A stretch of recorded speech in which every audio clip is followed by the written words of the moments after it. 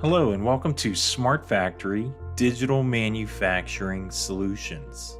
Today we are going to take a look at SmartMaterials, which is actually a standalone native NetSuite suite app and doesn't necessarily require SmartFactory, but certainly complements it as a digital solution. So what is SmartMaterials? It's designed to assist with material readiness by enabling the planners to stage by work center, not just individual work order.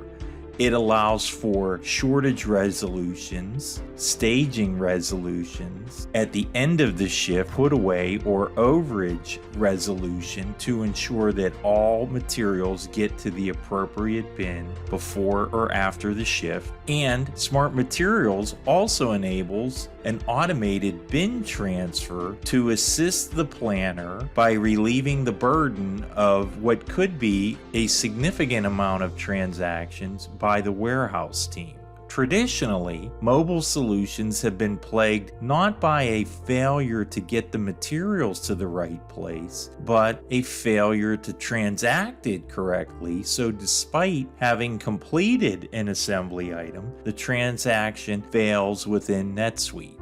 What SmartMaterials is doing is allowing the planner to organize by work center, create an aggregated pick list to ensure that all the materials for what we call the look-ahead days can be picked and delivered to that work center so it can run successfully during that period. Not only will the materials be there physically, the transactions have occurred to allow that NetSuite work order completion to be successful. Let's go take a look at SmartMaterials.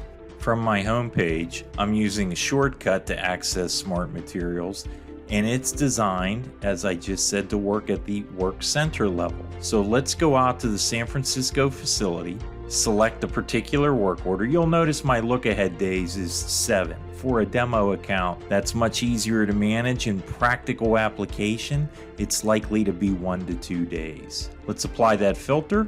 SmartMaterials has looked up all of the work orders running through that work center for this period and has identified 2 possible inventory shortages where there is insufficient quantity within the location. You could see each of these 2 items is identified by a work order count that allows me to quickly peg to see which work orders are impacted. In this particular case, 868 and 870. My staging shortage list identifies all the items where sufficient quantity is available within the San Francisco location, but it's not staged in the correct bin.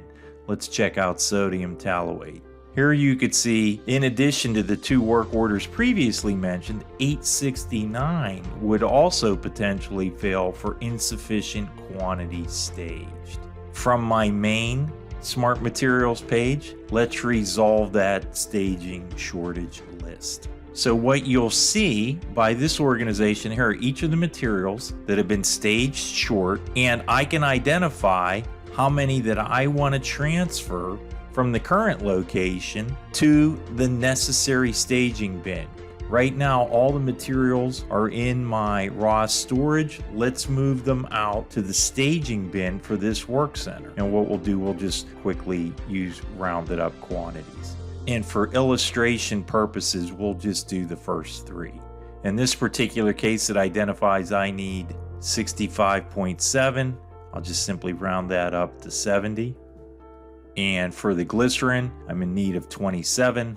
We'll go ahead and move 30 over. So I've done just those 3 so you could see what happens here. Next, I have the opportunity to create a bin pick list. And that bin pick list identifies the work center to which I'm staging, its staging bin, in this particular case fab issue, and there are the 3 items that I selected specific lots, and I'm telling the material handlers from which bin to take those items and these appropriate quantities. That pick list can be printed with or without barcodes depending on how you want the material handlers to work. And I say that because we can also create a mass bin transfer. where SmartFactory will gather up everything on that pick list you just saw and do a mass bin transfer to save the material handlers doing all those transactions. They strictly focus on executing that pick list and physically getting the appropriate products moved.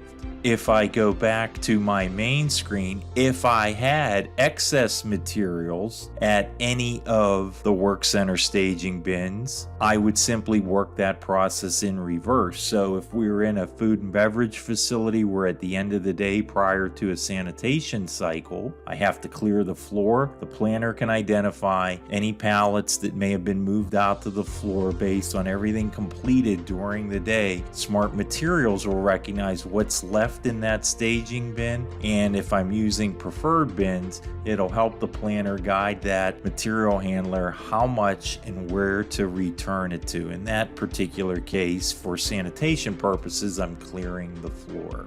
We hope that brief introduction to SmartMaterials can assist you in making decisions to be more proficient in your warehouse operations, supporting your manufacturing processes. To learn more about SmartMaterials or SmartFactory, please visit smartfactory.com or contact PCG.